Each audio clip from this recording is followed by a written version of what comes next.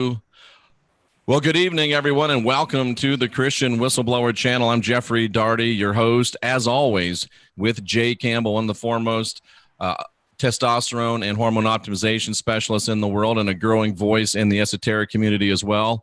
And, ladies and gentlemen, we're very happy to welcome in tonight a man that says there's far more to this world than is taught in our schools, shown in the media, or proclaimed by the church and state. Most of mankind lives in a hypnotic trance, taking to be reality what is instead a twisted simulacrum of reality, a collective dream in which values are inverted, lies taken as truth, and tyranny accepted as security. They enjoy their ignorance and cling tightly to the misery that gives them identity. The author of Fringe Knowledge for Beginners and the chief poobah of Montalk.net joining us tonight is Tom Montalk. Tom, welcome to The Last Stand. It's our pleasure and honor to have you with us. Hey, how's it going? Really glad to be here. Very excited. I've been looking through your website. I've been looking through the talking points that you and Jay have put together. I think we're in for a wild ride. And if you're in the chat room, feel free to ask questions. If we notice them, we'll ask them. But I think we got a lot of things to talk about and some deep rabbit holes to go down. Jay, how you doing? I'm awesome, man. Just a quick note. I think we need to mention this, and I know Tom supports us. And let me just say, first off, to everybody watching the show, this is, as Jeff said, a real treat. Tom is literally one of the most knowledgeable people in the esoteric community that I have literally. I mean, most people know our show, Jeff, know that I'm very, very deeply read, and I consider myself like a real scholar in this realm. And this guy right here, who looks like he's 16, but he's not. He had to say it, didn't he? He's not 16, but he looks like he's 16. It's because he's got angels, I think, around him at all times, keeping him young. But no, realistically, this guy's knowledge is second to none. Honestly, I think it's a perfect segue, Jeff, because this is the real David Wilcock, okay? That's a great point. Let's just be real honest, because Jeff and I just came back from Contact in the Desert, and without disparaging the fine people that run the CIA, whatever that was, Jeff. Here we go, Tom. Not what you and I expected it to be. And even I say that, you and I know that we expected it to be what we thought it to be, but it was worse. Talk about that.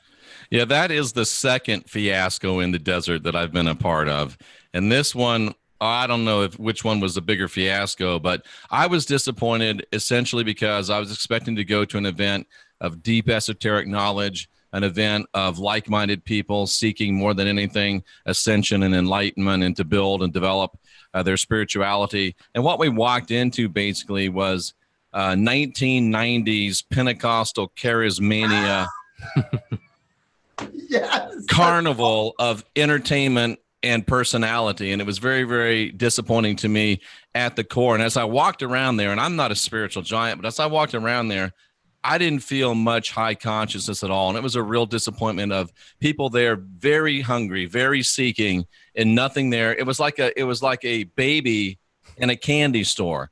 A lot of good stuff to eat, but nothing that's going to give them any nutrition. And they would have died before they would ever found anything real to eat. So it was very disappointing to me. And hopefully, I know there has been a lot of blowback, not just from us, a lot of blowback across the Twitter sphere and across all of social media. So maybe Gaia and the people that put on Contact will get the message and step up their game next year. We can only hope.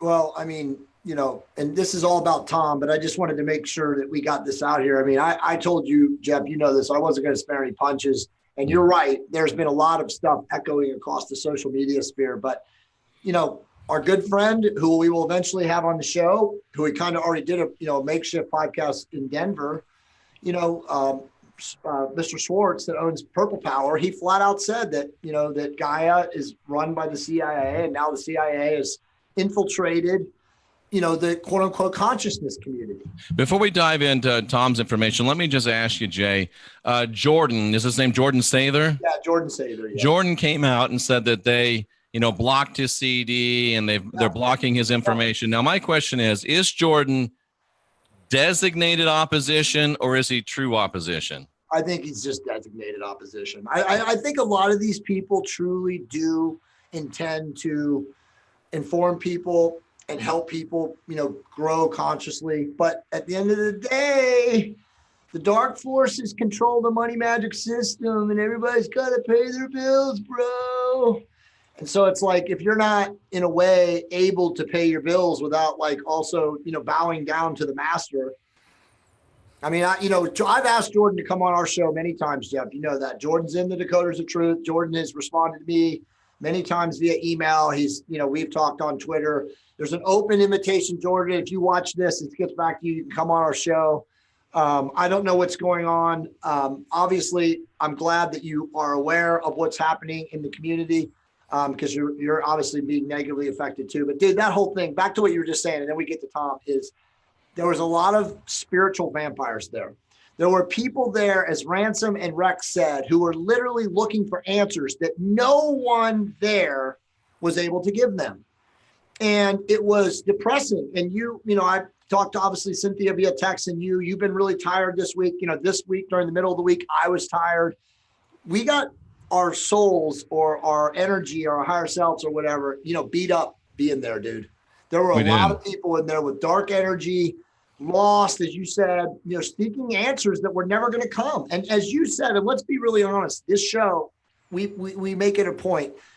This is about being physically healthy. And one of Tom's points tonight is talking about the physical vessel and traveling in this matrix soup, whatever this is. And those people at that place, Jeff, were not taking care of themselves. You and I saw people that were smoking 50 packs of cigarettes probably a week, who were, morbidly obese, could not even walk. I mean, it was horrifying to see what was at that desert, show. And I just feel bad, because our message is so big about, spiritual fitness comes from being physically fit and vice versa. And I didn't see any of that there. So, it's just. Yeah, I think we expected to see a more advanced section of humanity, and we didn't. And that was the cause of, I think, of our chagrin. So as we move into the great information that Tom has, what's first on our agenda? Jay Campbell of TOTRevolution.com.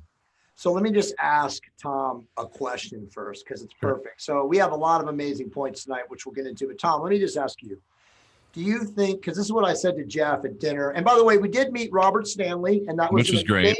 Amazing occurrence to spend time with him. We obviously also spent time with Rex and Ransom, and they were awesome. And Rex was, his normal, typical fired up self, and Ransom's a cool dude. But Tom, do you think that a lot of the people that are attracted to these things are not, quote unquote, like the fine people that watch The Last Stand, like the people that follow you, like the people that follow Jeff and I, and that they're just like baby seekers, baby boomers who watched an ancient episode or Ancient Aliens episode? They're like, oh, I'm woke. I mean, what is your input on that?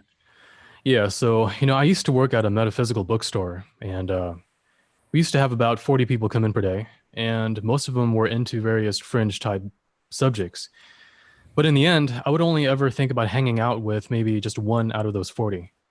And the reason that is because I guess you could call it fringe IQ, your level of awareness, things that are happening, right? Great term. It's a bell curve. And people that are watching this show and into the subjects like the ones that I cover on my site, we're, I guess you could say, at least in the 130 IQ range for the fringe, right? Right. But the middle part of it reminds me of that the George Carlin quote. You know what I'm talking about? Oh, think about how dumb the average person is, and then realize that half of them are even dumber than that. Exactly. Right? It's absolutely true. Jeff, listen, Tom, Jeff knows I say this all the time. Well, I can't say it, so continue, Tom. So, Tom, would we say that, think of the unenlightened person, and then half of the people are more unenlightened than they are?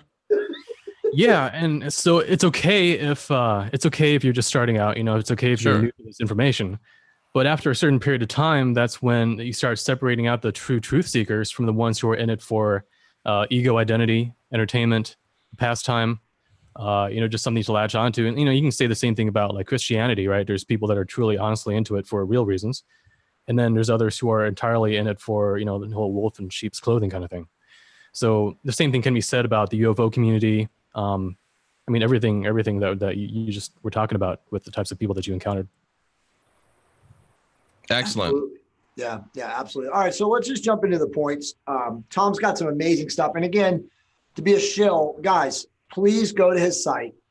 Okay. He has his first book, or his his, I would call Baby Seeker's book, which, by the way, it isn't a Baby Seeker's book. It's very advanced, which is called Fringe.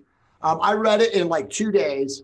It's not very difficult to get through. There's some amazing, amazing information in there. And then he's got all these other books beyond that, which again, this guy's prolific. I mean, I'm prolific, but then I was looking at his stuff and I'm like, holy moly. So he has spent a lot of time, putting his information. He talks a lot about aliens and the disinformation about aliens and abductions. And there's just so much that this guy's involved in. So you guys, please support his work. I mean, it's definitely worthy.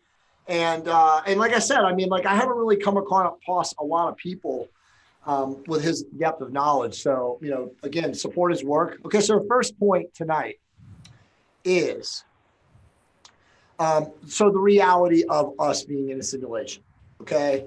And the kind of, ant farm, DNA farm aspect that we're kind of in. Tom, talk about that.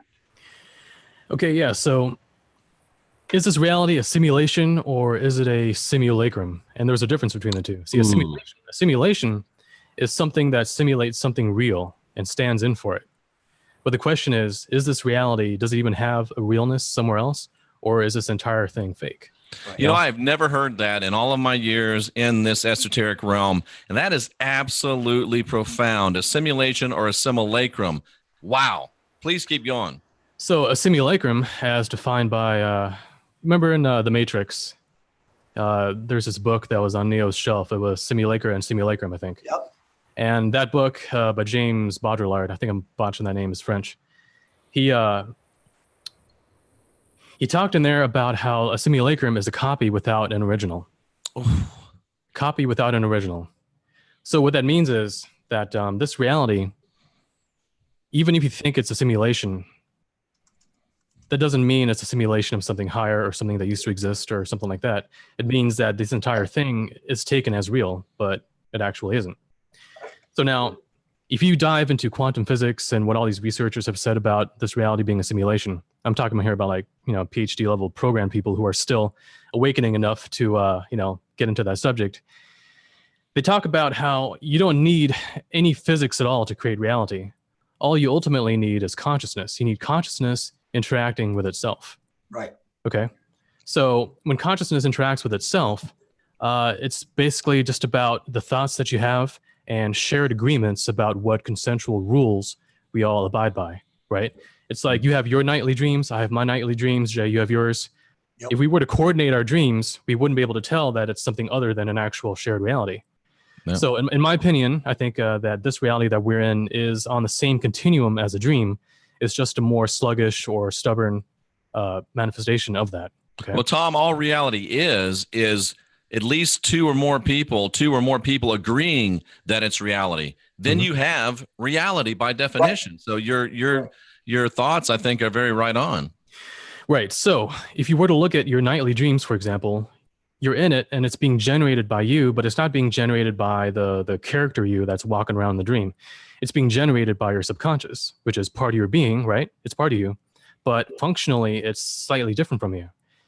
And the same thing can be said for this physical reality that we're in right now, in that we are here and consciousness is ultimately creating all of this.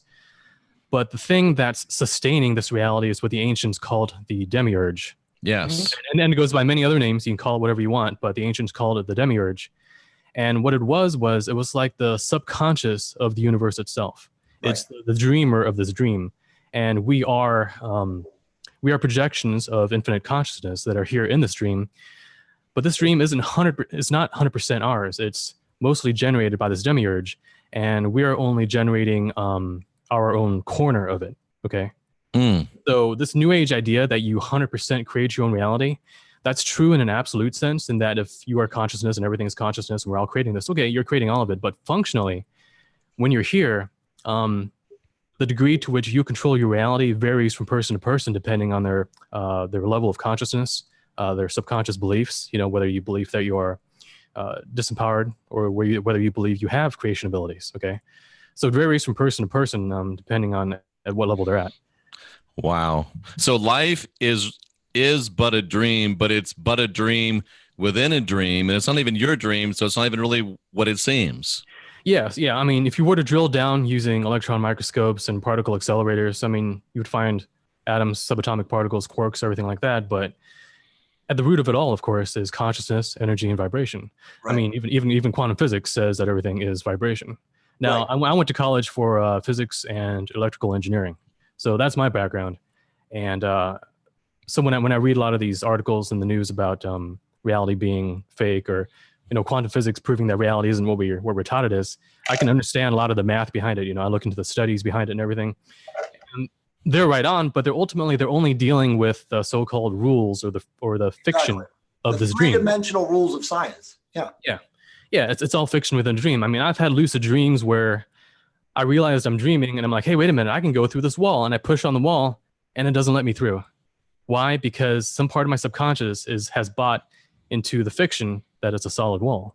Right. And of course, the same thing happens. Did your dream change when you started consciously observing it like particles do? Actually, in that particular dream, no, it was extremely vivid. But I've had other ones where, yes, I've had other dreams where I was able to take control of it. And in order for me to do that, though, I realized I had to kind of relax and sink into a connection with my subconscious. So then, in turn, that would then change the dream. See, and sort of the same thing happens here in waking reality, where people who try to do reality creation and manifestation, a lot of them use different techniques like affirmations or whatever, but all of it is geared towards penetrating through that barrier between the conscious mind and the subconscious. You have to get down into the subconscious in order to almost get like a root access to the operating system of reality. Yeah, that's really well said. And just to add to that point, like, and I always go to David Hawkins, right? Because David Hawkins is very, very good on telling people or explaining it in lay terms for people who don't have your background or understand quantum, the realms of the quantum, that this is a conscious or a lucid dream. And even in that, when you understand that, like, like, for example, to make it simple, if you sit on a chair, are you actually sitting on a piece of material, an actual matter, or is it resistance to the vibration of the disintegrating frequency that we exist in the dream, right? So it's like when you really start looking at things like you were talking about with, through particle physics and the quantum, nothing is real. Like, we're imagining all of this, and it's just literally like a hypersonic experience in a lucid dream. Yeah. Tom, in your opinion, is anything real? Yeah, the only thing that's real is consciousness, and more specifically, our inner spirit. That's the only thing that's outside this matrix. That's the only thing that is the fundamental thing. So in quantum physics, right, they talk about how things are in a sort of a nebulous probability state until you observe it. Right. Right. What's observing it? It's consciousness. Right. But quantum physics doesn't go beyond that point. It doesn't ask, okay, well, what part of consciousness? Is it the ego? Is it the subconscious? And the answer is that your conscious mind right now in 3D physicality, it's a very sharp focal point. When you're in beta state brainwave awareness, it's a very sharp focal point. And that's what equally selects a very sharp focal point within this nebulous probability. But our subconscious, being more of a broadened hyperdimensional thing, that's what's tied into the actual quantum wave function itself. So that's what can control the probability of things, right? So when you try to have empowering beliefs and shift your frequency to a higher state, what you're doing is you're altering the actual quantum wave function of the universe, and you're shifting probabilities, and that therefore amplifies, whether you attract more positive stuff or more negative stuff, depending on which you resonate with most. But your conscious mind is the part that actually selects the actual experience and goes through it. But there's a whole other part of our being that it contours the landscape of probability, I guess you could say. Fascinating. Tom, you could actually say, and I wish I was smart enough to say this, but I learned this from someone else, but you could actually say, to echo everything you just said, which is fascinating, and I agree, you're right, I'm right up your alley, is that there's only two things, and there's energy and frequency. There's nothing else. Everything else is an imagined form of whatever we create, consciously or unconsciously in this lucid dream. Yeah. Yeah. So the question is then, if this reality is an illusion, what's the nature of the rules by which this fictional dream that we're in operates? Please talk about that. Yeah. See, and that's important because we are here, right? I mean, we need to eat, we need to have these bodies and maintain them. So obviously we gotta pay our bills, bro. So obviously, even though we are portions of infinite intelligence, we are here within this fiction. And it was just like in chess, you got to pick up a piece and move it. And if another piece knocks it out, then you're out of the game. So same thing with our bodies, right? I mean, that operates by these dream rules. So, from what I can tell, this reality is I would call it a 6-dimensional hologram. And I'll explain what that means. Six-dimensional hologram. 6-dimensional hologram. So a hologram, the holographic universe theory, it has to do with energy and vibration. And vibration, of course, is how a wave goes up and down. But a vibration has amplitude, it has phase, which is the alignment of it, and it has a wavelength with it, which is related to frequency. So a hologram encodes information as we know it in the form of different types of waves and how they interact and creates patterns from it. And then when you shine a laser into a hologram, in this case, the laser being our own consciousness, we pick out from this cloud of waves and stuff like that an actual physical, or what we think is a physical experience. Now, this hologram that I'm talking about, it operates by 6 dimensions, and that's 3 dimensions of space and 3 dimensions of time. But we only experience 4 of those. We experience X, Y, Z, and we experience linear time. But when you are out of body and when you shift into, let's say, like a spirit state, the afterlife, things like that. So, or projecting astrally, same thing, right? Yeah. Or when you go hyperdimensional, when you cross the speed of light barrier and you cross into the hyperdimensional realm. In hyperspace, it's the other way around, where you've got 3 dimensions of space, or 3 dimensions of time, and 1 dimension of space. And what that actually is, it's like, I don't know if you ever read Carlos Castaneda, but he talked about... Oh, yes. Okay, all right. So he talked about shifting into the second attention and about shifting your assemblage point, and about how we're basically just cocoons of light, like woven fibers of light that make up who we are and make up our experience. And how when you shift your focal point of what energy fiber webs come towards you, you tap into different types of reality. But what he's explaining there, he's actually explaining hyperspace and what it looks like when you're outside this physical illusion. That's what happens when you're looking through 1 dimension of space, which means going through one of those fibers, like going through one of those time tunnels, and 3 dimensions of time, which is where you select between different timelines and different realities. Okay, so 3 dimensions of time is like a web of energy. You could imagine it like that. And 1 dimension of space is going through that web through different realities and different branching points. And once you're actually in one of those realities, now we are where we are, which is 3 dimensions of space and 1 dimension of time. And that's kind of like technical. I mean, you don't have to remember all that, but the important point being that it's your consciousness and its vibrational spectrum consisting of multiple different frequencies that illuminates different parts of this 6-dimensional hologram. Okay. So if you got a higher frequency, you're going to illuminate certain paths in a hologram that would not be accessible to you if you were vibrating at a lower vibration. So what determines whether a person, and obviously it's an opinion question, what determines whether a person has a higher vibration? And before you answer, and Jeff and I joke about this all the time, but like I've learned in my studies and walking the path that the higher the vibration of the person, which essentially is also the higher the light, which again, in quantum physics is the rate of spin, then that person is going to literally be repelling people of a lower vibration, again, just because of the physics state. So what allows, in your opinion, I know it's an opinion question, but what do you think makes one higher vibration naturally than a lower vibration? Yeah, so the highest vibration thing within us is our own spirit. The only problem is most people are disconnected from it based on all the filters that they have accumulated in life, all the limiting beliefs, everything that all the illusory values that they've taken for real and are now chasing after. It's become part of their being. The more you saturate yourself with a certain type of value system, the more you attract experiences that correspond to that. Okay. Yeah. And it's just like a taste in food, right? I mean, if you eat a lot of healthy food and you start appreciating it, you get a taste for it. Right. But if you're eating nothing but greasy junk food, you get a taste for that. So hold on, let me stop you right there, because I want people to understand, because we're talking at a very high level here. So this is very simple, Jeff, and this is going to really apply, I think. And by the way, this is absolutely a next level podcast for everyone. No doubt about it. In the chat room right now, this is a blessing.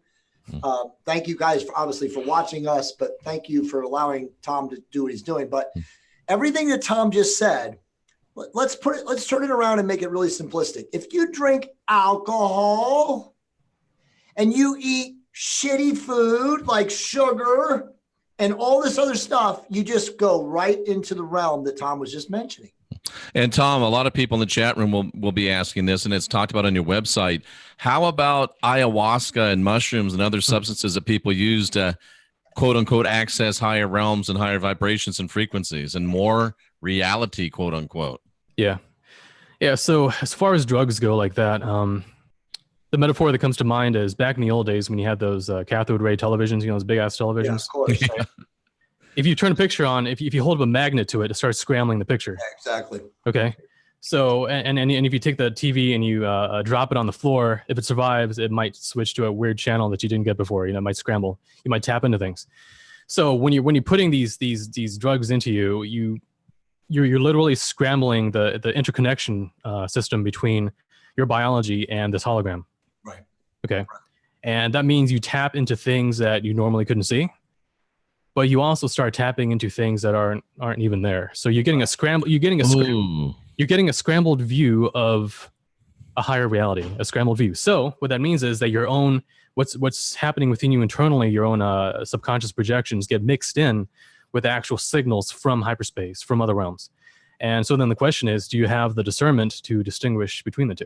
Or are you so blown away by it that you take it all almost like at a surface level and then become like a zealot for that kind of viewpoint, which is propagating a distortion, Now, I mean, just generally speaking, as far as like whether you should do it or not, I would say it's like a laxative, in that if you can't go spiritually, if you just can't do it and you're stuck, maybe do it and do it a couple times. I mean, if you really need it, then do it a couple times, but don't get hooked on it. Don't get dependent, because it leads to problems with never being able to go on your own, I guess you could say.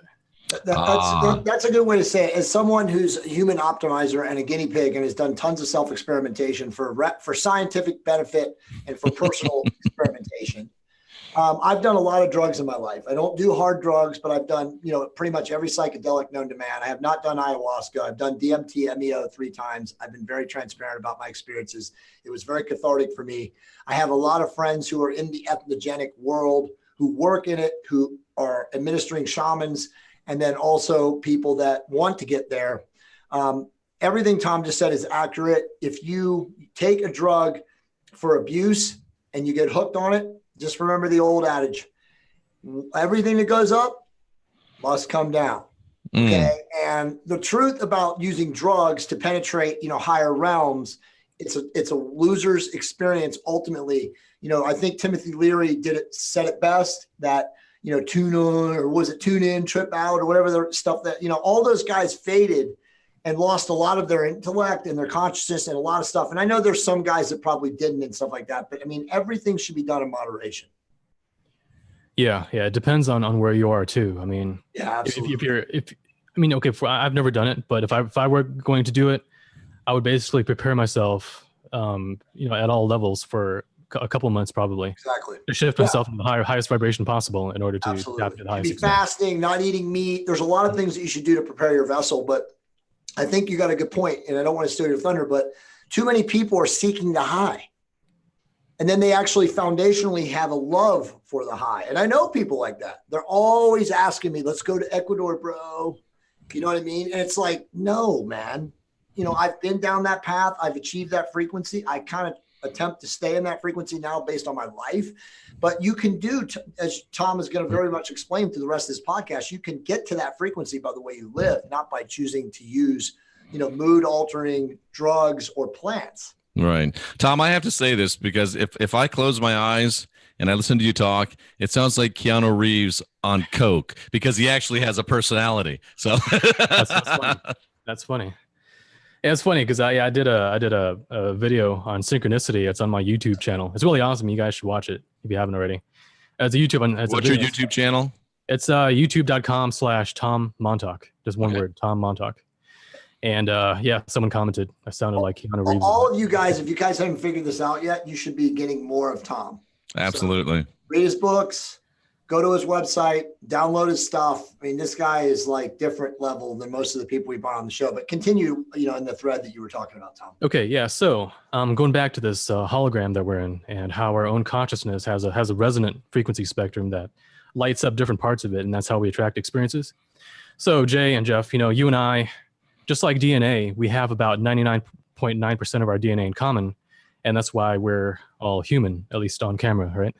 Just kidding. I'm not a reptilian, I swear. Yeah. So the point being that just as we have our DNA in common, we also have most of our vibrations in common too, and that's why we are all locked into this this reality that we call 3D Earth. Right. And it's just that 1% difference between us that determines that it determines the different types of themes that we experience in life. Like Jay, you told me how you've been on this amazing journey for the past 7 years, and I've had my own journey, and others have had theirs. And some, it was more of a downward journey too. And it's all based on what they resonate with, what they need, the kind of choices they've made. It's all a big feedback loop system, that generates experience. But the point that I want to get at is, because our vibrations are so locked into this reality, that's the reason why within this fiction, we have certain limitations and certain risks that we have agreed to and expose ourselves to. And part of it involves the fact that, according to the laws of physics and the conservation of energy and momentum and all that, there's such a thing as scarcity here. Therefore, there's competition in this world. Therefore, there's unfortunately survival. And that's sort of the name of the game amongst animals, plants. It's all law of the jungle. And here we are sparks of the divine injected into this fiction that's, for the most part, the law of the jungle.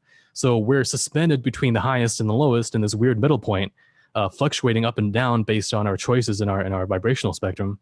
And that means that we can resonate more with the law of the jungle and survival, or we can raise our consciousness and resonate more with the laws of the divine, which includes positive synchronicity and miracles and, being able to shape probability in a positive way and everything like that. Okay. But it's because humanity has been, for the most part, trapped in a low vibrational state for, all of recorded history. This recorded history. This recorded history, our recorded history. Yeah. Because I'm sure there's vaults somewhere and aliens know everything that's been going on. But it's because we're in this vibrational state that therefore we've had to deal with competition and survival, and that's why there's been agriculture, farming, hunting, everything like that, so then we can take these animals and plants and feed ourselves, right?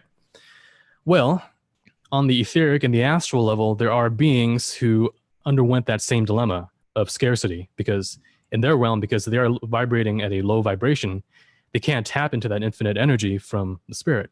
So because of that, they started resorting to other beings to feed upon, and those beings, unfortunately, are us. Right. So that's why they're... Okay, so yeah, so I just wanted to transition you, but continue where you're at, but that's where we're transitioning right now, so negative agendas, but continue. And Trina asked a great question, Tom, we don't want to get too far downstream. Can we master both the law of the jungle, so to speak, and the higher realm, or can we become so good at the higher realm that we are also able to be successful in the law of the jungle? Yeah, well, the funny thing about that is, if you look at, all these books and research on past life stuff, afterlife, everything like that, these beings who exist in these higher realms, they consider this realm, Earth, as it's almost like climbing Mount Kilimanjaro, and that it's difficult. If you want to test your soul, if you want to test the strength of your spirit, you come to a place like this and get exposed. You dive into hell in order to learn how much of an angel you are, in other words. Interesting.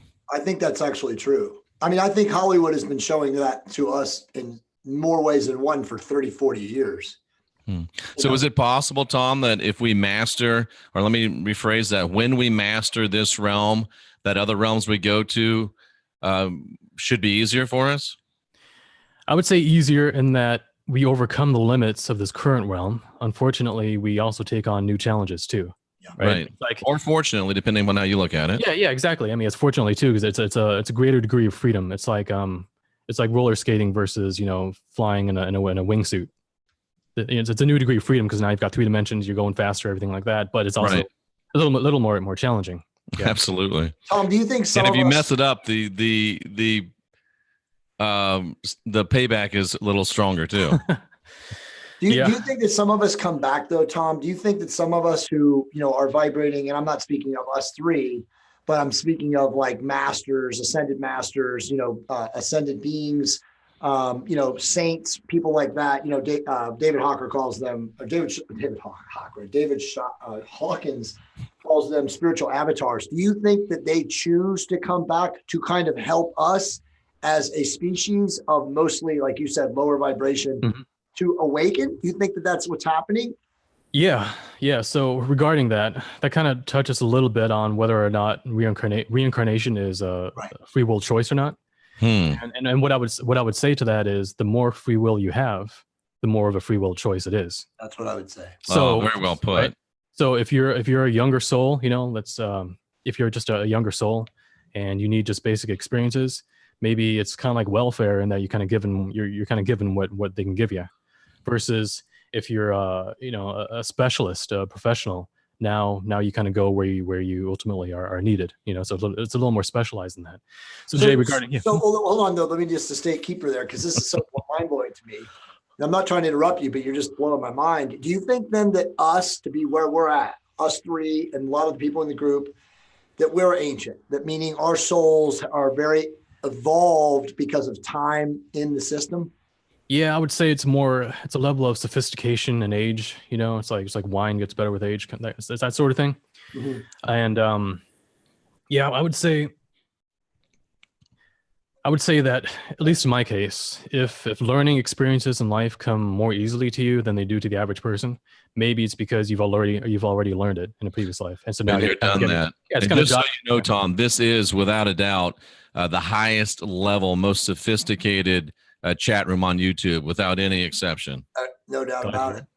But back to that then. So do you feel then that to get to this level, we've done the work, so to speak, in past lives? So it would be then, again, I'm in three-dimensional thought process right now, and I know that there's nothing linear about outside of the three-dimensional realm, but in a linear life or linear thought process of right now, do you accept the idea that when we come back, let's say all three of us, for just hypothetical sake, we have been doing the work in our past lives so often that we woke up sooner, meaning, we kind of figured out what was happening in this life earlier than, say, people that don't wake up? I mean, what are your thoughts on that? Yeah, I would say that where we are right now is the end state of a very long process spanning multiple lives. Okay, so we are right now, we are the sum totality of all the choices that we have ever made since our conception as God sparks in this illusion, right?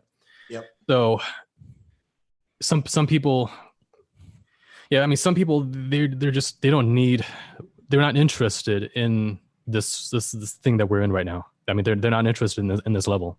They have pretty basic needs, and that's fine for them, because one day they're all going to be where we are. I mean, okay, that sounds kind of arrogant, but I didn't mean it that way. But no, it's not though. It's not. What I meant to say. Yeah, I was going to say, like, we're all going to be on the same page eventually. Absolutely. Yeah. Right? We're all walking the same path. It's just some of us are way farther behind than others. Is it possible that, and this is, I hate to be the wet blanket on the show, but if you keep coming back and you fail to try to aspire and grow, do you think you eventually will just disintegrate and go back to fertilize the astral realm, so to speak? I think for that to happen, yes, it's possible. But for that to happen, you'd basically, there would come a point in your evolution or de-evolution where you make a conscious choice for darkness. Right. Ooh, I like that. You make a conscious choice for darkness, and you walk that path of, I mean, it's kind of debatable whether it's a path of evolution. In the end, I think your core consciousness will survive, but it's going to be a very, very long and difficult path for you to ever get back to the state of balance, right? But you'd have to choose the path of darkness, and you'd have to become a master at it. So I mean, you're basically talking about master demon overlord level before you get to the point where it's like in physics where so much mass accumulates that if you're not a believer in the electric universe theory and you believe in black holes, it's that point where mass just collapses in upon itself and becomes a black hole. So there's a spiritual mass, and not in a good way. I'm talking about like low vibration mass that accumulates to the point where a soul, I think, can implode and sort of be beyond the point of no return. And I think at that point they would become dormant and basically just sit it out on the sidelines until the next huge universal cycle. We actually talked about Interesting. We actually talked about that in the group. So Tom and Martin and Nick all wrote their answers in on that. It's perfect. All right. So next segue point, which is perfect because you were just talking about demonic dark masters.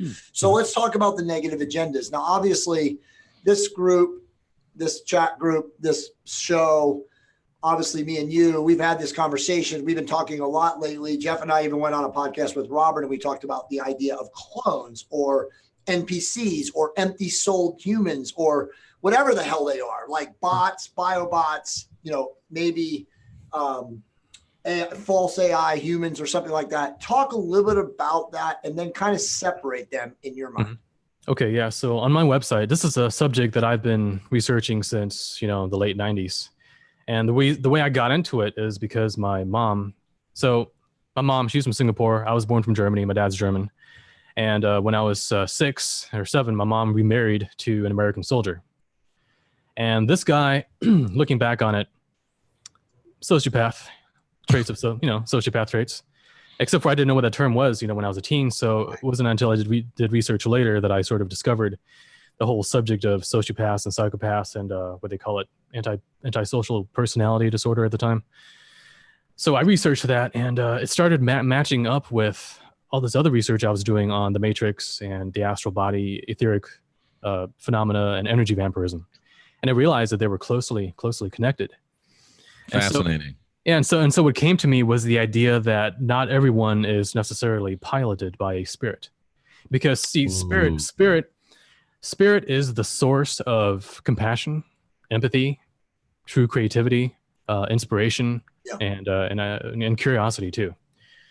So if you're lacking spirit, you're not going to have those traits. And you're definitely not going to have empathy. I mean, that's the actual definition of a psychopath. It's someone who doesn't have a conscience or empathy. Almost like the Antifa crowd that is essentially from, a long way away looking at it. You just described exactly what they are. They're almost like engineered, like with this progressive, insidious mind virus. Yeah, the question is it a mind virus, or is it an actual feature of the human brain that doesn't have a higher thing in it to act as a checks and balance? So I'm leaning personally towards the latter, in that the human being, as we exist right now, we're a composite of our biological programming, our societal programming, some external negative influences, but mainly it's the ego and the higher ego or the spirit that are sort of in a counterbalance within ourselves. And we kind of choose which one we resonate more with. The problem is what happens when a person doesn't have a spirit component. Then all it is ego, biological programming, and social programming. Right. And that is what an NPC or non-playable character actually is. Now, on my website, I have an article called Spiritless Humans. That's my term for them, spiritless humans. But NPCs. That's the best way, I think, to phrase them, by the way. Yeah. I mean, and I'm sure everyone knows what NPC means, but in case they don't, it refers to characters in video games that are background characters. They're not played. They're just non-playable characters. They just help fill and kind of perpetuate the Let me throw something at you about that. Hold on. Dolores Cannon called those backfill people. Mm-hmm. That's what her term was for. Yeah, so that's the thing. It's like, you and me, we're not the only ones talking about this, and the people into the NPC. I mean, the whole NPC meme, that's just the latest iteration of something that actually goes back to ancient times that the Gnostics knew about. Absolutely. Right?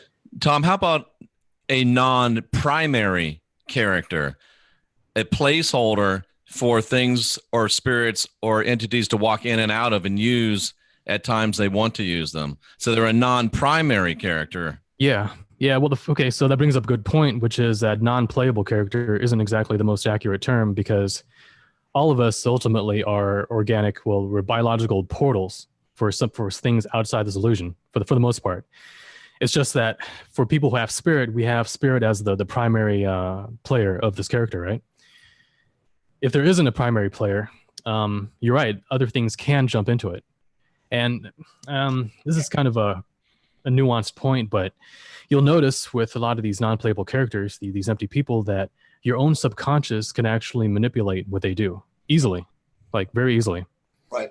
So that's a great point. So if you're someone who has a lot of subconscious shadow issues, like let's say a persecution complex or a victimhood complex, that energy field is going to illuminate a part of the hologram, this hologram that we're in, that involves these empty characters fulfilling that need of that learning lesson. So basically, you just get smashed down, you get victimized until you learn how to rise up and stand up for yourself.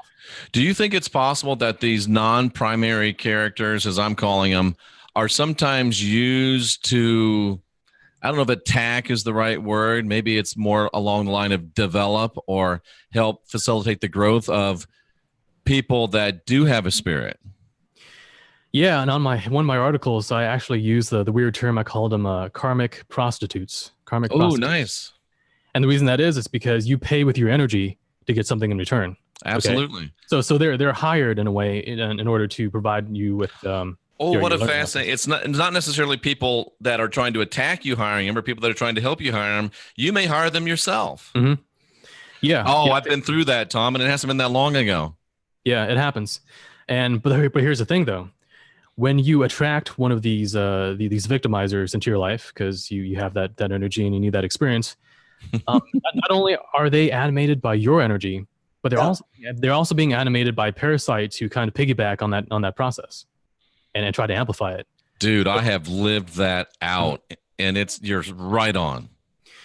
Yeah, so that's the thing about this game, in that it's another good metaphor would be a casino. You go in there to play, have fun, to hopefully make some money.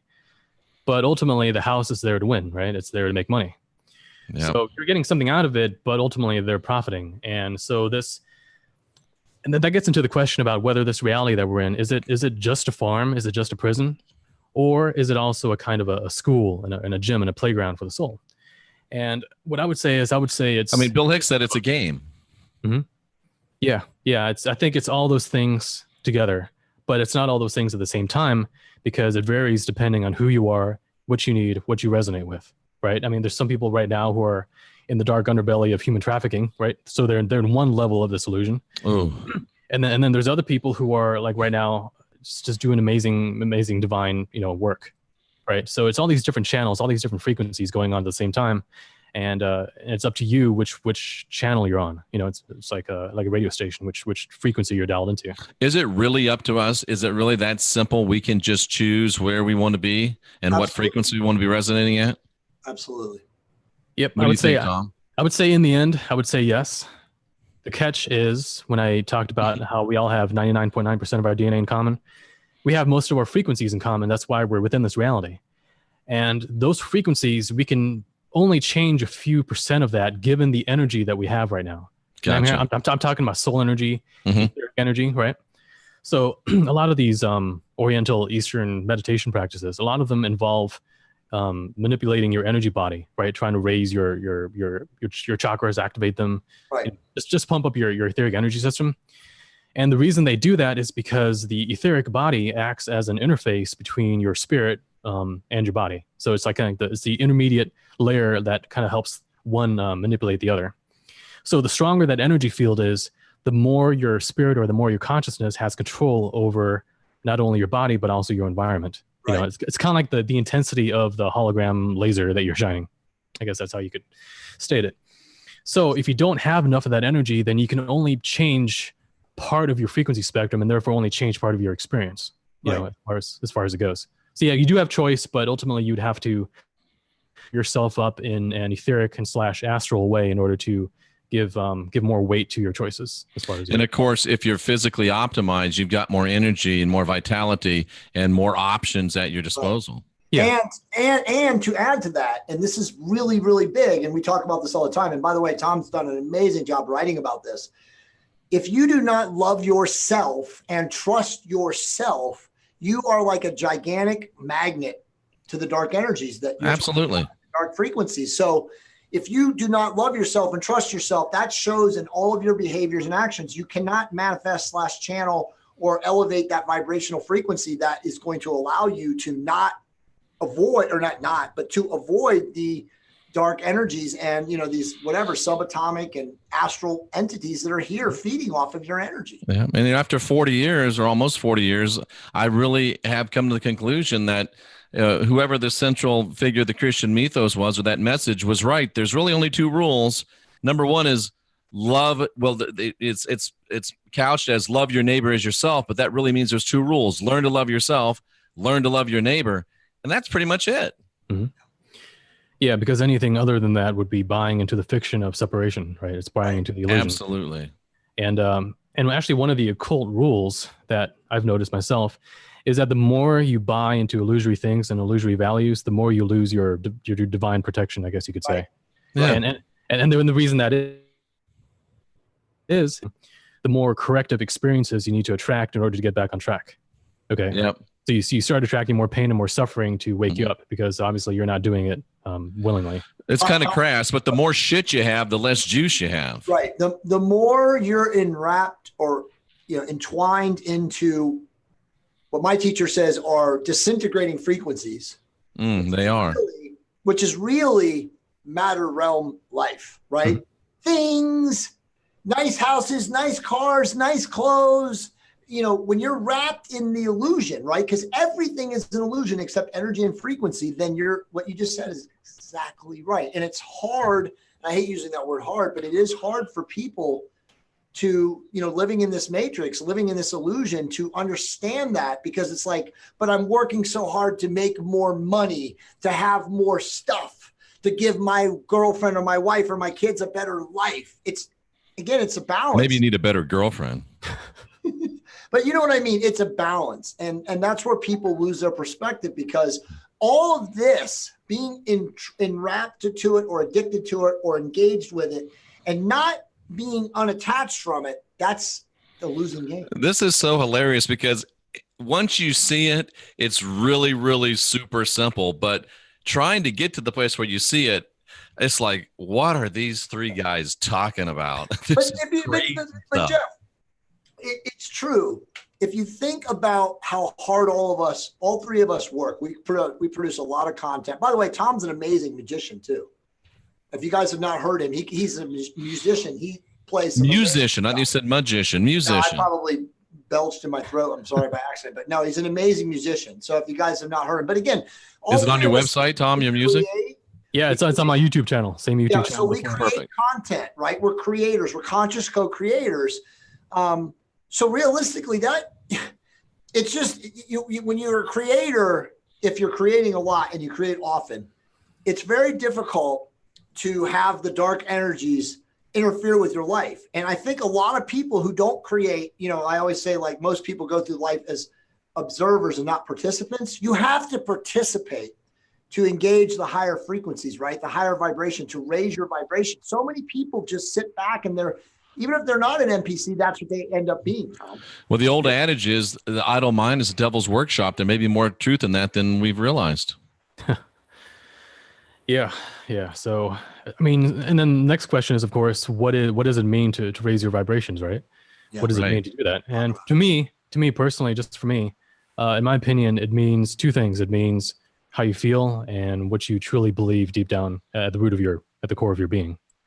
And if you can elevate those two things, elevate how you feel and elevate the truth level of what you believe. Like, for example, you mentioned people who strive for material success, and a lot of times they sacrifice their own integrity to do it, right? Yeah, most of the time. Yeah, and a lot of times it's because they believe it's a dog eat dog world. So right. they've already bought into and resonated with the fiction of the law of the jungle. That's the level that they're operating at. And so they kind of defeated themselves before they even started, because at that point, if you're not tapping into your co-creative abilities to shape this hologram, this reality, then you have only your own willpower to rely upon in order to get ahead. Okay. Ooh. See, and willpower is a good thing. See, the purpose of willpower is to overcome resistance, but that resistance should only be as much as there needs to be, and not beyond that due to all the crap that you've bought into unnecessarily. See, a lot of people they press on the brakes on purpose, and then hit the gas pedal thinking that that's how you go fast, when ultimately you just have to get rid of that resistance, and then your soul naturally kind of. So just build some momentum, and then that should be enough to carry you forward like the snowball down the hill if you're not putting your own brakes on. Yeah. And I guess I should add to that point one important thing, which is something that I realized, which is the following. When you do manifestation or reality creation, a lot of it involves building up a momentum of your beliefs, your thoughts, your feelings, and your vibes, and to a high level, and keeping that going. And the more you build that momentum, the more amazing things get. Absolutely. Like the more improbable the miracles become. Absolutely. The supernatural becomes natural. Right. But here's the thing: only when you have that high level of momentum can you let go of the steering wheel and kind of just flow with it. Okay. Well said. Right. Some people are extremely held down by limiting beliefs and thoughts of victimization and fear and things like that. And they read this thing about, oh, just letting go, just let go and trust God, that kind of thing. Right. But they're letting go, but their car's like headed off the cliff. Exactly. So you got to be steering in the right direction before you can let go and let yourself coast. And the way you do that is by building up positive momentum first before you kind of let things go. And until you get to that point, you do have to use some discernment and willpower to stay on track and go up those steep hills. Unfortunately, Tom, you've used the statement a couple of times, limiting beliefs. What if I said to you that for the true seeker, all beliefs are limiting? Well, that is the higher perspective, right? I mean, that is the ultimate perspective. In the end, all beliefs are limiting. But as far as being here within the illusion on a strictly functional level, yeah, there are like some programs that are more limiting than others. Yeah. So because I've got a guy that I didn't want to be BFFs with, and he's beating me up daily on his YouTube channel. And his thing is, Daugherty doesn't believe in anything. That's his problem. That's actually Daugherty's best asset, is he doesn't believe in anything. I don't have anything to defend. I don't have anything to prove. My give a damn busted a long time ago.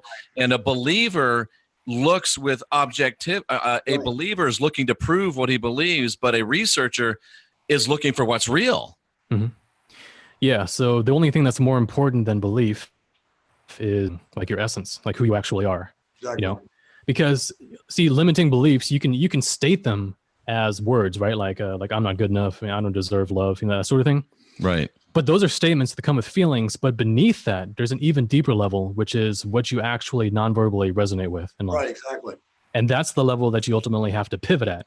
See, if you can pivot at that level, then you pivot your life. You pivot what angle your laser beam is pointing into the hologram, and that changes your theme of experience. Jeff, I just want to say right now, I have profound love for all three of you guys. This is absolutely amazing. I cannot believe that I'm looking into the chat room with the group and seeing idiots fighting in the chat room right now.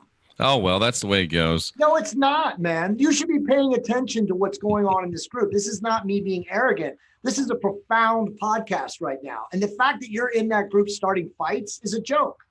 It is a joke. Man. Seriously, wake up. I just saw a horrifying message in there, and I'm like, what are these people doing? Like, this is profound. Why can't you just listen? It's just, it's Tom, if you could say, let's say you only have one sentence to say to the people that are listening to this chat room tonight, and you could try to be as most profound as you possibly could, what would that one sentence be that you'd like for people to take away from this and be thinking about it when they're filling up their coffee cup at work in the morning? I think that ultimately the best thing that I could say would be this. Make yourself more capable of being of service to the divine. At all levels. That's absolutely, that's how I live my life. All right, well, we're not done, Jeff. We're going. No, I just wanted to put that out there.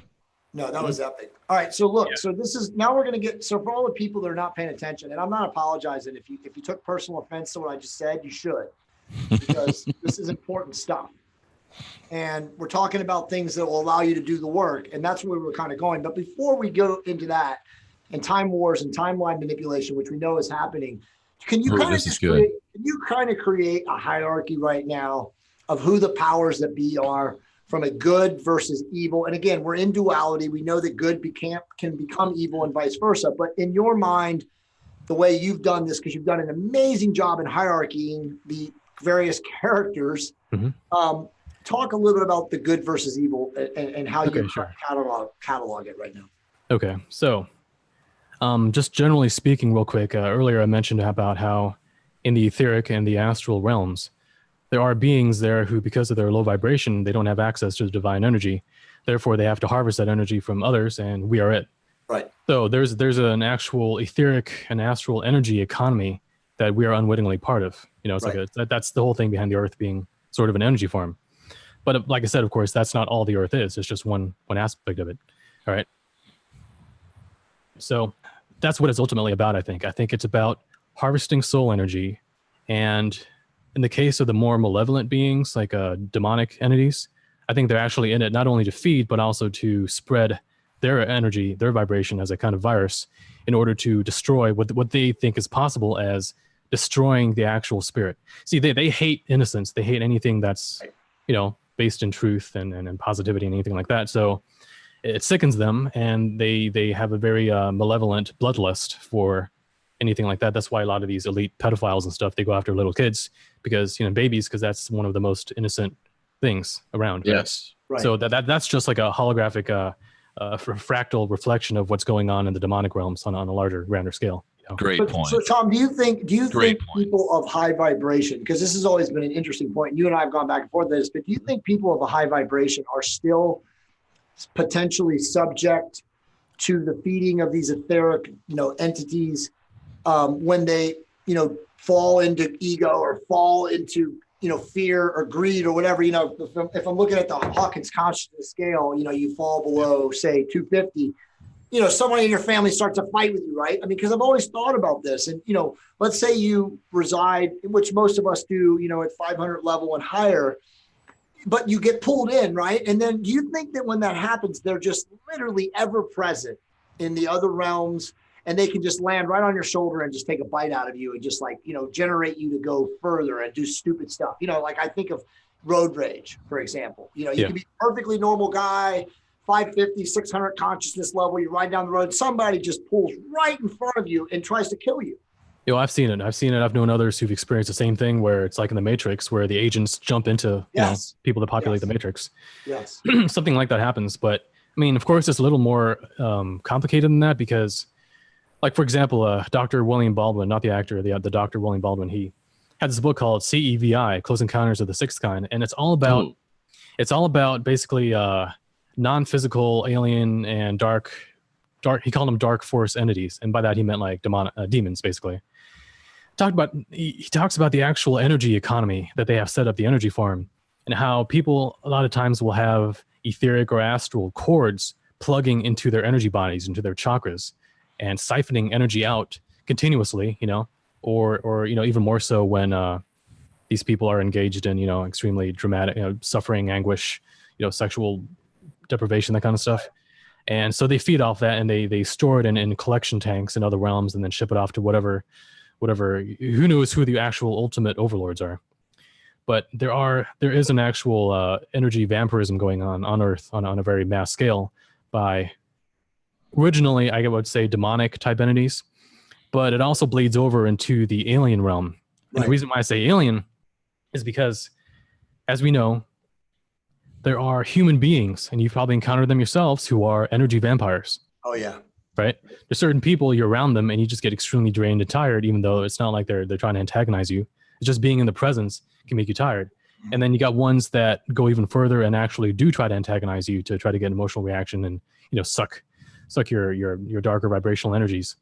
So if humans can have that happening, then why not aliens? Why not aliens taking it to a higher level where they actually turn it into an industry of, right? And the thing about aliens, so the difference between aliens and demons, for those who are wondering, demons by definition are non-physical. Okay, they're mainly astral with some of an etheric energy body component. Mm-hmm. Whereas aliens are more like us in that they have physical bodies too that can die. So they actually incarnate into bodies and they can die and drop the bodies.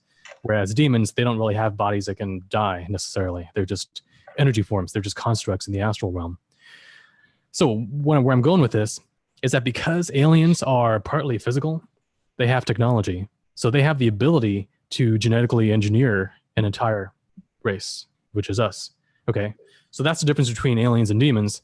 And that demons are more like opportunistic feeders, and they just kind of swoop in and try to manipulate us into giving off our life force energy.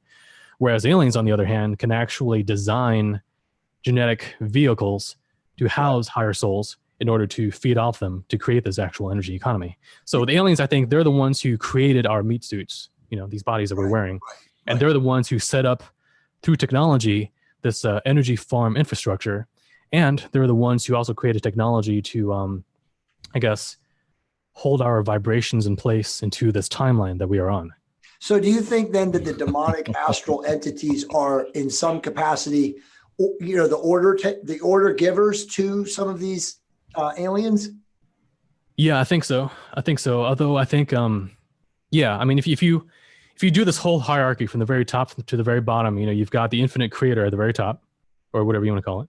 Yep. And then at the very bottom, you've got, a cross between the physical universe itself, which is matter, because matter is consciousness that's ultimately asleep. It's like extreme matter and consciousness. That's what matter is. Right. So between those two scales, between infinite consciousness and ultimate deepest black hole matter, you've got this whole hierarchy of different things, and we're somewhere in the middle. And above us, we've got, I guess you could call them, benevolent aliens, benevolent etheric and astral entities. Below it, you've got malevolent astral entities and malevolent aliens. And then go even deeper than that, and now you've got, what the Christians would call angels at the top, and then demons at the bottom. So the whole like angel demon thing, that's sort of on the highest level of what's going on. It's darkness and light. That's what the ultimate level is. But here within this illusion, within this dream, we've got people, we've got more good people, we've got worse people, we've got more benevolent aliens, more negative aliens, and the whole like deep state and everything that's part of that, the whole black ops stuff. That's all within the illusion. So aliens are actually within this matrix illusion of what I mentioned, the whole 6-dimensional hologram, 3 dimensions of space, 3 dimensions of time. They're within that, but they are, for the most part, masters of its rules. So they're able to bend time, they're able to abduct people and program them and genetically engineer entire civilizations and races and such. So I think they are a bigger threat to humanity than demons. Because demons, okay, they're bad and they destroy the spirit, but they're more opportunistic and they don't have the level of organization that the aliens do. But getting back to getting back to your question though, if you look at the behavior of what's been ascribed to reptilian aliens, for example, and you compare that behavior to demons, it's almost a 1-for-1 match between us, right? So what that tells me, it tells me two things. Well, we also have evidence of reptilians having physical form too, like actual trace fluids and things like that, right? Yep. Whereas that hasn't really been the case with demons necessarily. Like they don't leave behind a demon tail that dropped off, right, and someone's got it in a jar. I mean, right? It doesn't happen. Not that I've seen.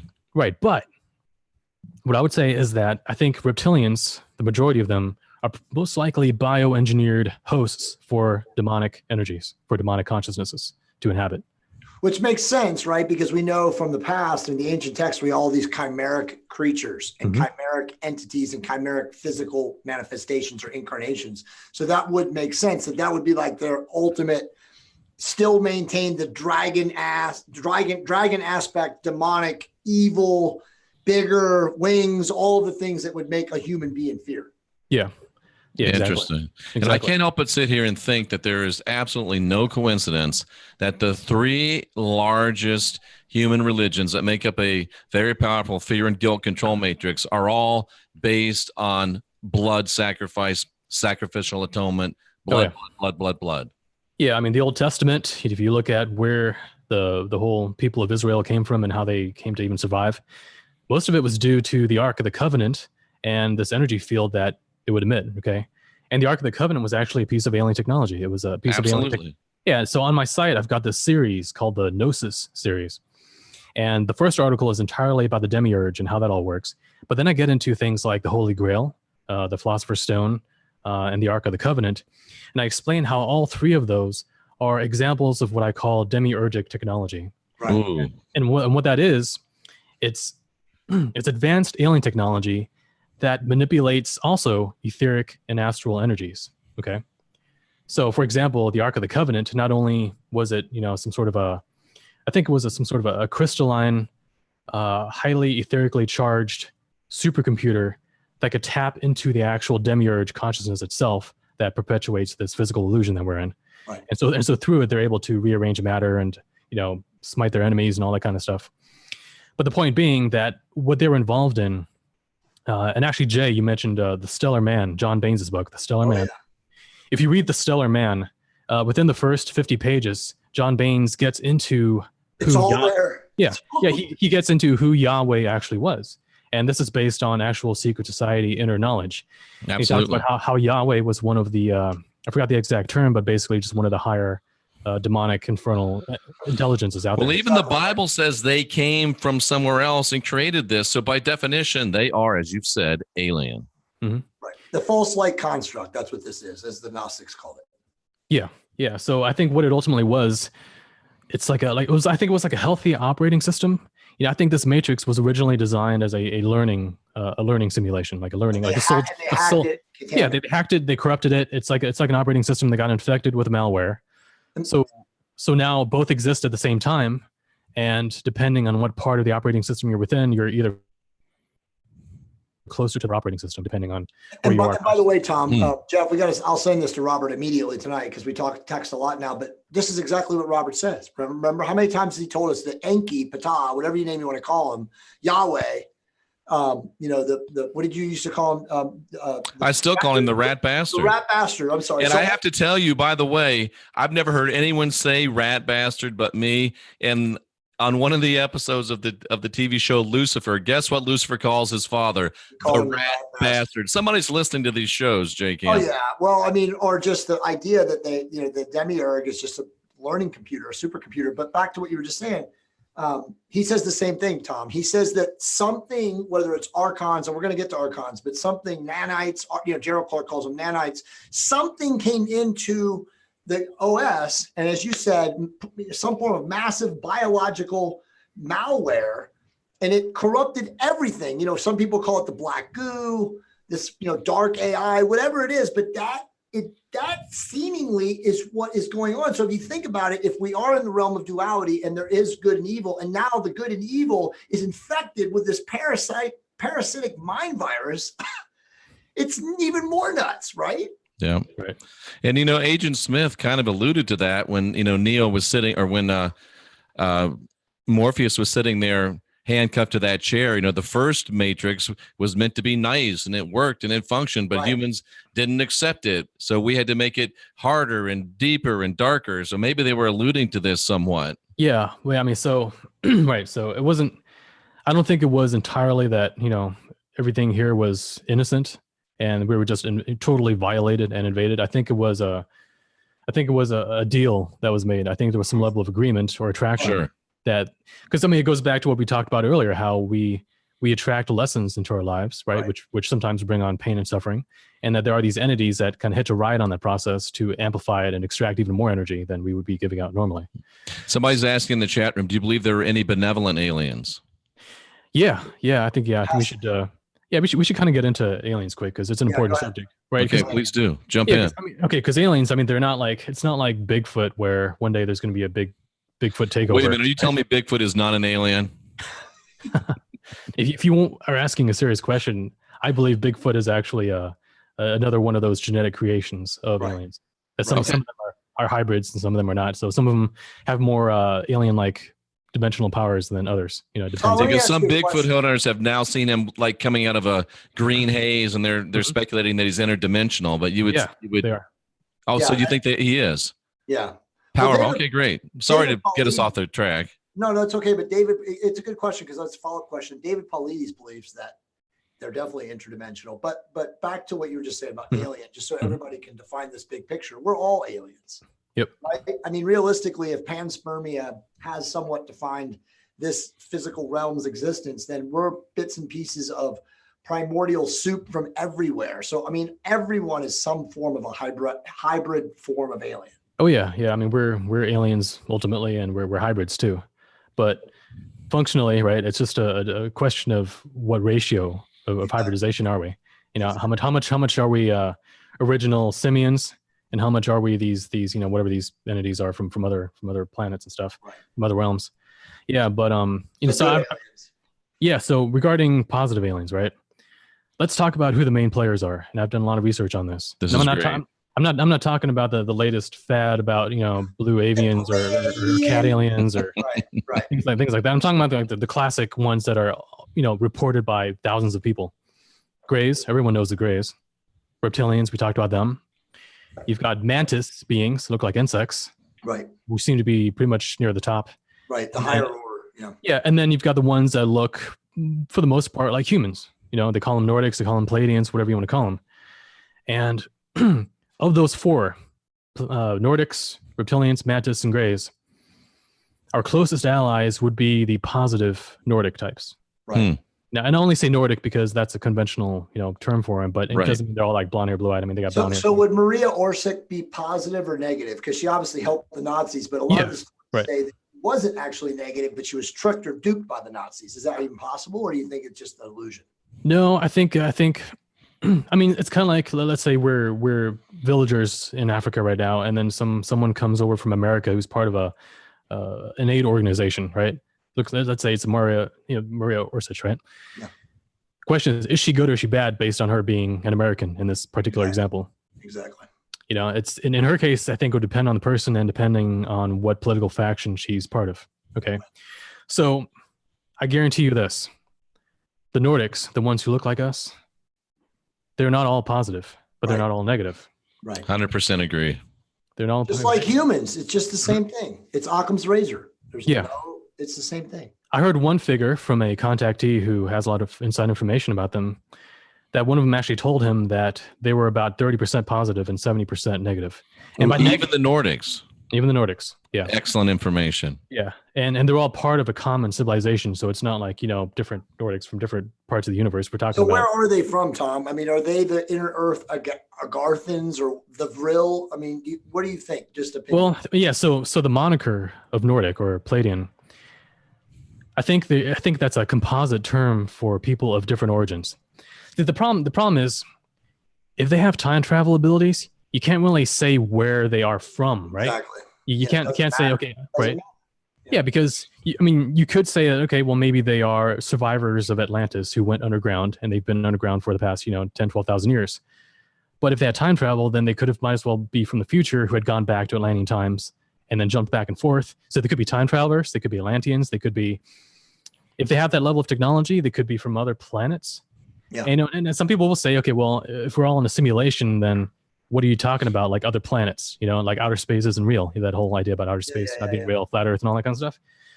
Well, if the simulation can have Europe in one place, America in another place, Africa in one place, it can have the moon out there. It can have other solar systems. It's not a big deal for the simulation to simulate space.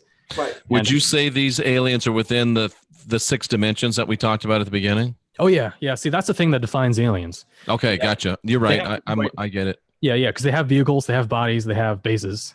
So those are all dream environment type. Gotcha. You're talking about from an absolute level. It's just that they're very good at manipulating the dream. Okay, that's their specialty. That's what makes them alien as opposed to just dumb animals in the forest or humans like ourselves. Gotcha. Yeah. So if there were to be an alien disclosure event coming up, most likely it would be some sort of a Nordic group that would make first contact. And the reason that is because that's the most psychologically advantageous and that we look like them, they look like us.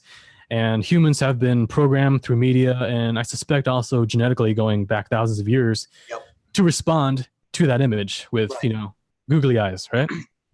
Right. So it acts as a psychological disarming mechanism for. Yeah, here comes Mr. Spock. We all know how smart and or wonderful it could he be is. Jesus-like being with long hair and a beard and white. Yeah, or they could send their supermodel ones, and all the guys would be going crazy over them and stop thinking, right? I mean, that's another way to disarm. And there's probably a huge pheromone part to it, I would imagine as well. Pheromone. Yep. Yeah, that could Did I say that right? Yeah. Yeah, you said it right. And calphic and pheromones. Yep. Yeah, or just whatever psychic broadcasts they're sending out. Clamoring, as we say. Yeah, because aliens, they are extremely psychic, like extremely telepathic. And that's another difference between them and demons and things like ghosts and such. Is so that Tom, what group, in your opinion, obviously, and this is so awesome, by the way, but your opinion, like what group of aliens are running the deep state / because mostly I would say now the deep state, even though we know that it was the globalists, the NWO, it seems now it's just most of the government is centralized as the hub in the United States somewhere. Yeah. I talk about Denver, Jeff and I were just there. Denver is a dark place. Whatever's going on in Denver is not good. But who do you think it is? Like, just your opinion. Yeah, my opinion is that it's the collective of Mantis, negative reptilians, negative Nordics, and their gray stooges. Grays, they're just bioengineered bots. Yeah, exactly. They're just pawns. And by the way, David Jacobs has the exact same hierarchy. Oh, does he? Okay. Tom, one time I was 20 years a Pentecostal minister. And one time I was casting out this demon and was having to work really hard at it. And I noticed off in the corner to my right was this great big, huge praying mantis being just taking notes, not involved or anything, just taking notes. How does that ring to you? So the mantis beings, they're not, I think they only look mantis because that's how our subconscious, or that's how they project that image into our head. Yeah, exactly. So that's like the archetypal representation of their energy, something cold, something calculating, something predatory. And from all the research that I've done on the mantis beings, I think they're the ones who are most involved in timeline engineering and manipulation of the actual hologram, the actual reality. Like manipulating consciousness, programming people. They're like the expert engineering masterminds of this whole control system. Mm-hmm. And comparatively, they're rarely seen. Right, because they are the ones who are pulling strings, right? You don't really see the CEO too often versus the front desk receptionist. Perfect. Kind of like that. Jeff, we're gonna have to bring Tom on again because absolutely. I know we got about 10 minutes left, and we'll shut it down because I don't want to go 90 minutes. It's just not fair to you or Tom or any of the people in the thing. We got 3 more bullet points, so I want to hit them all, but I just want to go like high level. I want you to talk about the timeline wars just real quick. Like, how are they manipulating the timelines? Okay, you're right. So we know right now, for example, that with synchronicity, your own subconscious can, in a way, manipulate the timeline. Yeah. If you manifest something in your life, or if you have a synchronicity, if you trace back the cause and effect sequence about where that must have originally began to get to your point where you start encountering it, it often is earlier than when you made the choice to manifest it in the first place. Right. And quantum physics has proven the same thing, that the past can be altered in small ways, depending on what you observe in a quantum experiment. Right. But that stuff, that's kind of like kiddie level versus what they've done with technology to actually edit the matrix code of this reality in order to change the past, to shift timelines and things like that. Now, the thing about that, though, is if you change the past, we as humans, we're only going to remember the most recent iteration, right, of a certain time loop. Like every time we redo the past, we're only going to remember the most recent one, unless like a glitch happens, and then you get things like the Mandela effect, exactly, deja vus, things like that. The classic line, "Whoa." Yeah, like seeing that cat twice in the Matrix, right? It was a sign that they changed something. So the Wachowskis, whatever they're tied into, they knew what they were doing. They did know what they were doing. Remember, the Wachowskis aren't dudes anymore, though. No. You know that, right? They changed into women. Did you know that? Yeah. Okay, cool. What's the next bullet point so we hit them all? Well, just keep going on that. I mean, the other 2, I'll just hit him so he can talk. He kind of already talked about the power of consciousness. Yeah. So let me just talk real quick about the time war. Just finish that up. Please right? do. Please. So we're talking here about technologies like HARP, like CERN, like 5G. All right. What HARP and 5G have in common is that they use things called phased arrays. And what that is, it's a grid of antennas where the output of each antenna can be carefully timed and digitally controlled. And so you can sum all of their individual waves in whatever way you want. You can steer the beam, you can make them rotate, you can do all kinds of fancy things with it. One thing you can do with it, though, is you can actually cancel electromagnetic waves. You can cancel them. And when you take electromagnetic energy and you cancel it, the energy doesn't go away. It just transforms into something else. And that's what scalar waves are. That's what longitudinal waves are. Boom. And these are the things that affect the hologram at the actual energy vibrational level. Okay. So what they're doing with HARP, what they're doing with 5G, I think the black ops part of that, I think, is manipulating the hologram at that actual quantum vibrational level using these scalar / longitudinal waves. And what that can do is that can not only alter time, but it can also alter probability. So when they fire these things up and go really high level, what you'll notice is you'll get effects that are similar to when there's a Mercury retrograde or when there's some sort of a bad astrological alignment. Oh, yeah. And so what it ultimately is, I think you could call it weaponized astrology.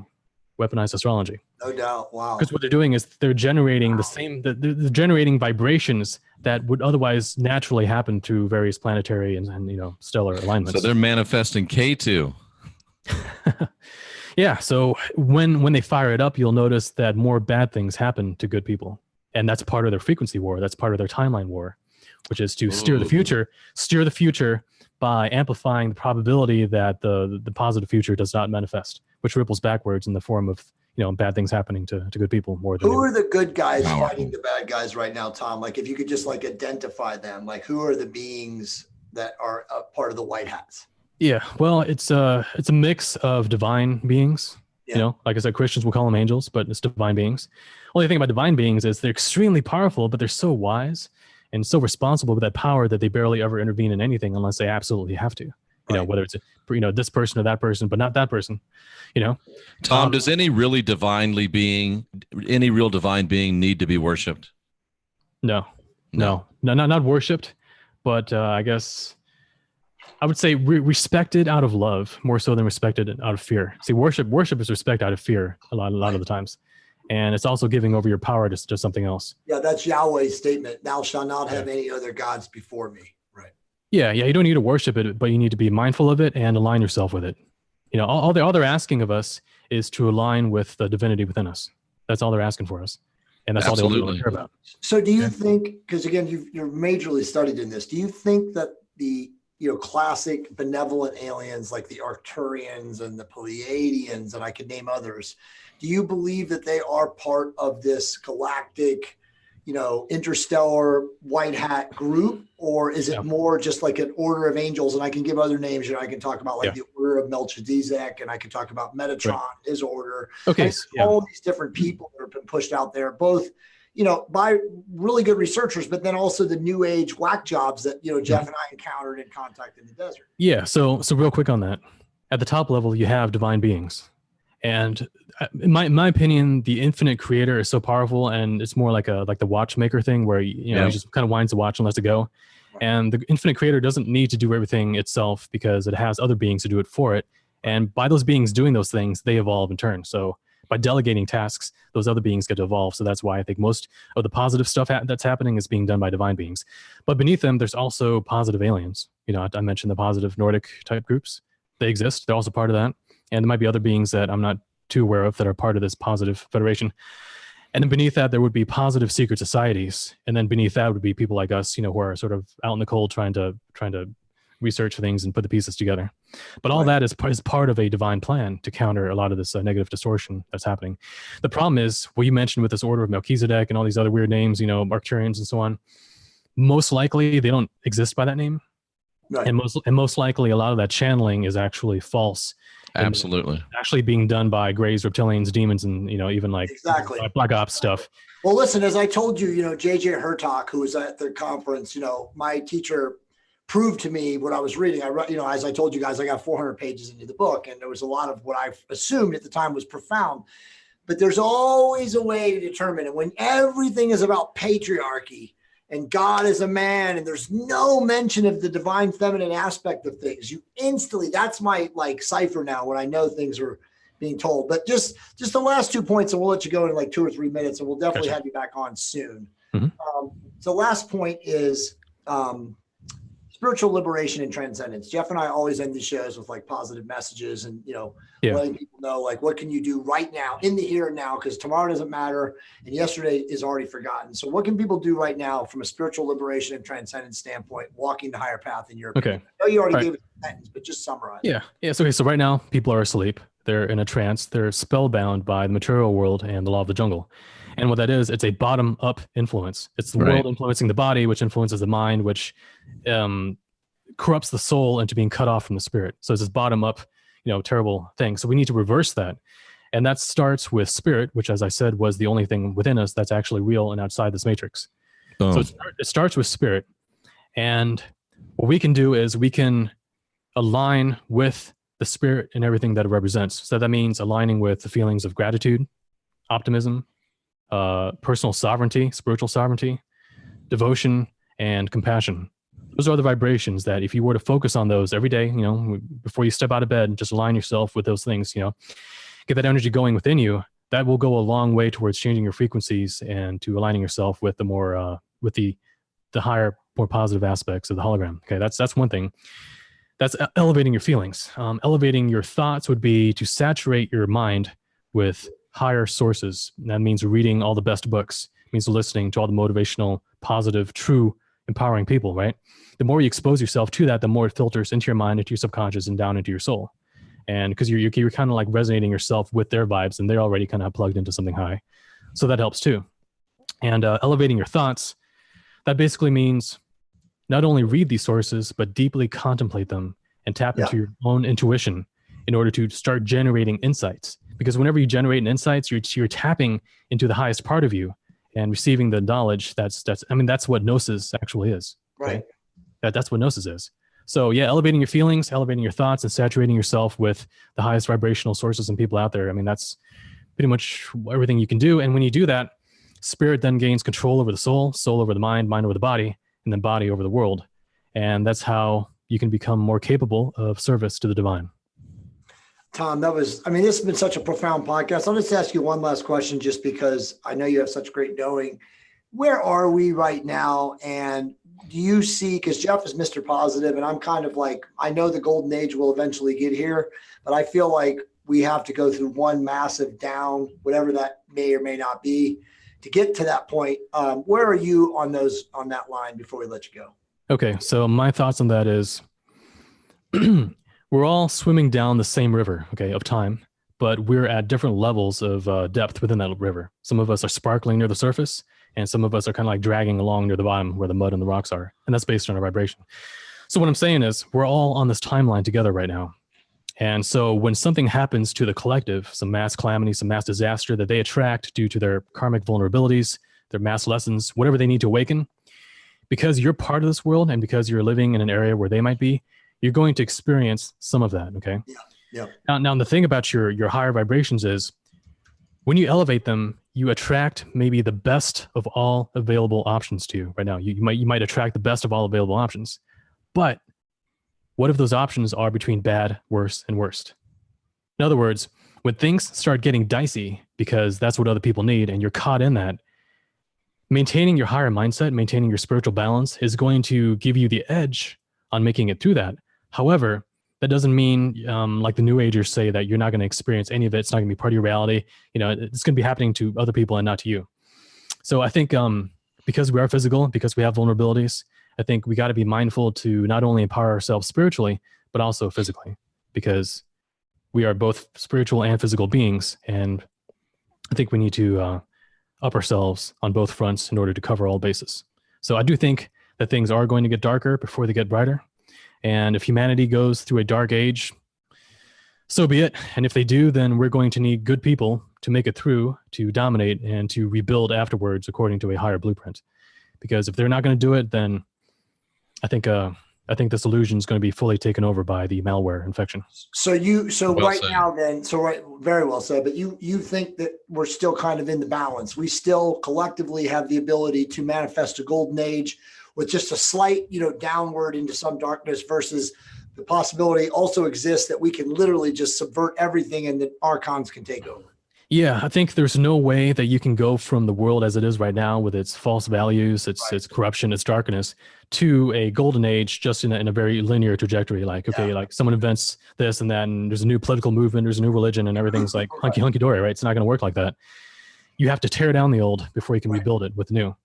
And it's that tearing down process, the collapse. That's what we're entering into that right now. Yeah, from entropy comes creation. Mm-hmm. Yeah.